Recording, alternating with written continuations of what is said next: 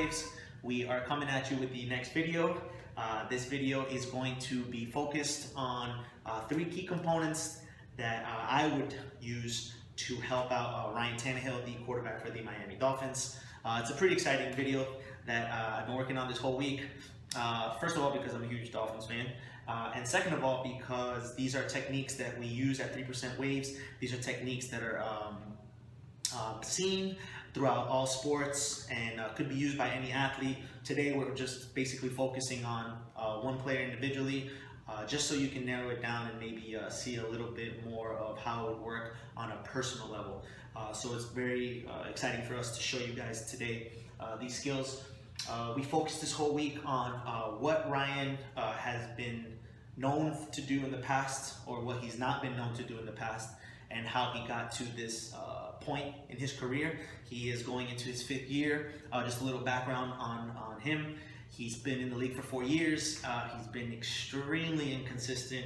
You know, he's thrown or shown a lot of great flashes of a great quarterback. You know, last year he threw over 4,000 yards, which is a solid and amazing year for an NFL quarterback. He's broken a couple of Miami Dolphins records, out beating Dan Marino, which is, you know, a great accomplishment and great achievement.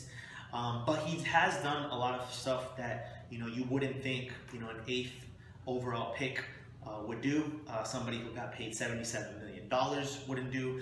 So that's why we're here today to talk about that. His inconsistency in comparison to his value that scouts, coaches, owners have given him. And obviously a lot of fans have been pissed off about. But the main thing that I want to talk about today are his mental focus and what he could be using, or what he could be focusing on to increase his psychological perspective and his mental game, so that his physical abilities and his physical components can be shot up to another level. And this is what we do at 3% Waves. We focus on the mental drive and the mental techniques that you could be using to increase those physical abilities in your game. Because it's not all about working out, it's not all about lifting weights, it's not how fast you run, it's not how strong you are. It is a component, it is part of becoming an athlete or an elite athlete, but what we try to strive, and what we try to show you guys here, is that the mental component is just as important, if not maybe even more important, to keep you consistent, to keep you at the level that you are or that you want to become, and it will increase your overall thinking of yourself, which in return helps out with your personal situations outside of the game, helps you out with your relationship skills, it helps you out with your you know, lifetime goals, and it just makes you an overall better person. So it's extremely important to understand these concepts so that you can become the best you can be, and you can bring out the greatest ability that you have as an athlete and as a person. Okay, so now into the video. The 3 key components that we want to work on for Ryan this year, that we would be working on at 3% Waves. And number 1, the biggest issue or the biggest problem that I've seen with Ryan, following him for the past 4 years, and I think would be one of the biggest things that we would work with him this year, would be his leadership skills. Okay. Why is this so important? Especially for Ryan, who is a quarterback in a football NFL caliber team. It is a professional team. This is the elite of the elite. You don't get higher than an NFL quarterback if you want to become this position in your sport. And a QB is the epitome or the definition of what you need. Well, I'm sorry, leadership skills is the definition that you need to become a quarterback. It is probably the most important position on the field, and it is the position that requires leadership skills to the greatest level. We see this every single day or every single season with, you know, the Peyton Mannings of the world, the Tom Brady's, the Aaron Rodgers. It's just the consistency of being that general on the field, being that captain, being the one that everybody turns and looks at when something goes wrong or something goes right? All the cameras focus on them, all the coaches focus on them, all the players focus on them, because they took this responsibility of becoming, you know, the quarterback, which in return makes them have to know everything that's going on the field at all times, from the beginning of the play to the end of the play. After the play, before the play. It's just at all times they need to become aware. That's why you see a quarterback all the time get off the field and all they're doing is looking at papers, looking at videos, looking at everything that went wrong or right in the previous play and what they could fix or what they can use for the next play. So in other words, leadership skills are one of the biggest things that I saw lacking in Ryan Tannehill in the last 4 years that I feel like we would focus on a lot this year. And how do you get those leadership skills to get better? He's been known to kind of be like a pushover. He's just never been, my opinion, I've never seen him, very vocal with his team, very vocal with his offensive line who are his protectors. He's never been that guy, that gets in your face and lets your presence be known to the defense on the team, on the field, and to your own players. He's thrown flashes at them in great games and in games that have been tight. You see a little bit of flashes, but you don't see a consistency on him. And something you're going to see in this video is the word consistency with Ryan. He's been very inconsistent throughout his career. And starting at your leadership and starting in the leadership category can maybe make that consistency grow.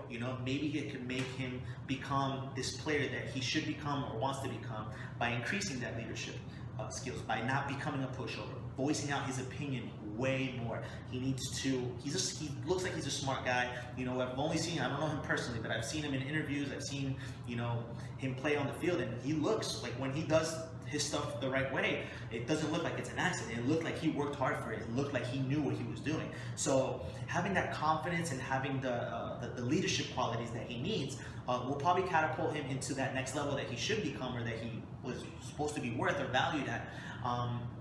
And he should be working on it a little bit more. So again, just voicing his opinion a little bit more, not becoming a pushover, and just having that confidence to know that he's that general or that captain on the field, and focusing on that every single day during practices, away from practices, with his relationships, with his coaches, with his teammates, just understanding that his voice is the final voice, and it's the voice that should be heard throughout the game at all times.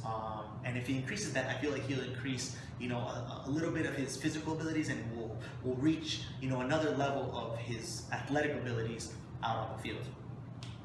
Number 2 key for Ryan is his confidence.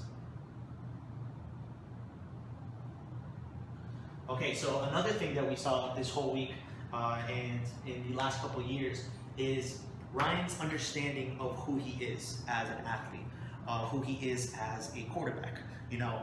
It's extremely important as an athlete that you understand who you are, what your physical ability is, what your mental capabilities are, and how far you can push yourself until you know that until you're reaching an outer comfort zone. You always want to stay in a comfort zone, but to the best ability.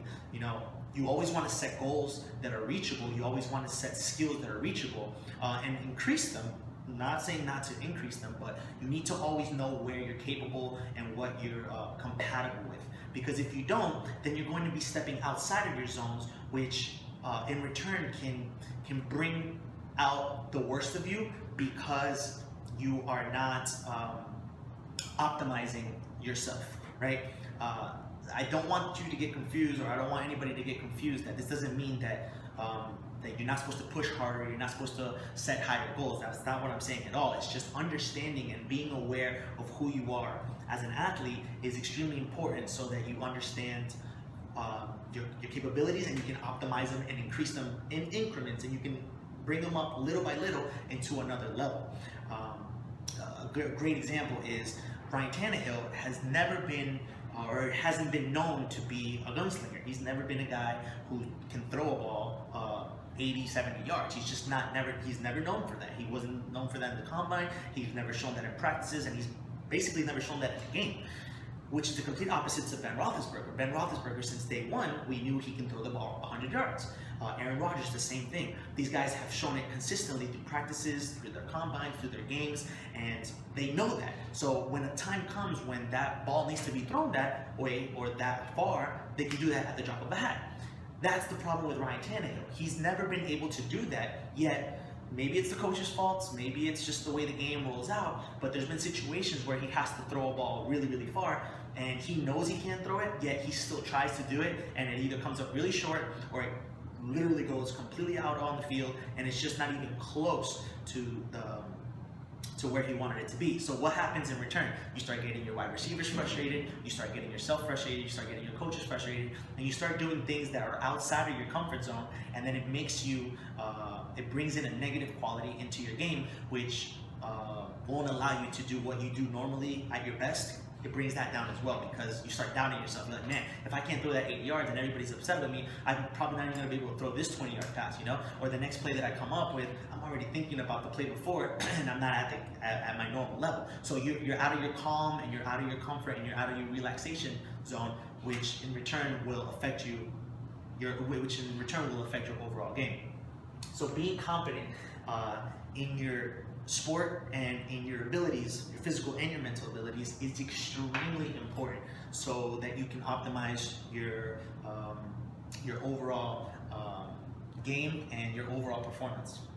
So that was another factor. The last key point that I want to talk about today with Ryan is his enjoyment of the game.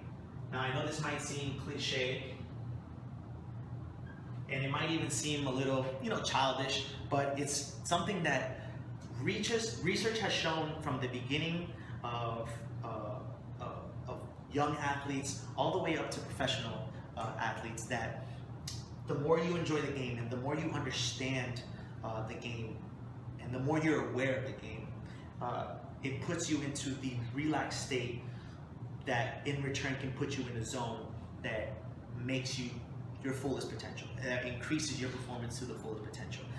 Enjoyment is something that is so simple, yet it's not shown throughout professional games all the time. Every time you see or we talk about enjoyment or having fun, it's always about the team that's winning, right? They never pan out, or they never show a guy on the field who's down by 30 having fun. And if they do, they'll criticize him, right? ESPN, all the news reporters, everybody will be like, why was he having fun when they were down by 30? That means he's not responsible. That means he doesn't care. That means he doesn't want to be there. He's taking this too lightly. But that shouldn't be that way. It should never be that way, because it doesn't matter if you're winning by 50 or you're down by 50. The love of the game should always be there, no matter what. You know what I mean? You should never be able to not have fun doing what you love to do and what you're getting paid millions and millions of dollars to do since you've been a little kid. You should never be able not to have fun. So that's one of the biggest problems that we have in athletes right now in youth sports and even high school and going up to college divisions, where we put so much emphasis on winning and the result that we forget to enjoy the game. And at the end of the day, that's all you want a player to do. Yeah, even if you're paying them and you're giving them a paycheck and that's their job, why would you not want somebody to go out there and enjoy what they're doing and criticize it if they are enjoying it, even if they're losing? So it's a big, big factor that I feel Ryan has never shown because of the situations that he's been in. It's probably not even his fault. He's been caught up in a team that had turmoil with their coaches. They had a bunch of problems on the field. He's never been set up with a great offensive line. He's the most sacked quarterback, I believe, in the past 2 years. So he's never been able to, let's say, quote unquote, enjoy the game. So one factor that I would talk to him, before the season would be, just go out there and enjoy the game.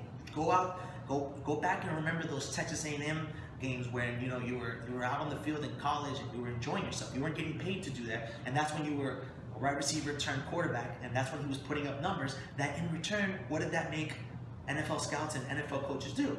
Love the way you played, love the way you are, saw potential that made you into this NFL quarterback and made you into this prospect that got you chosen 8th.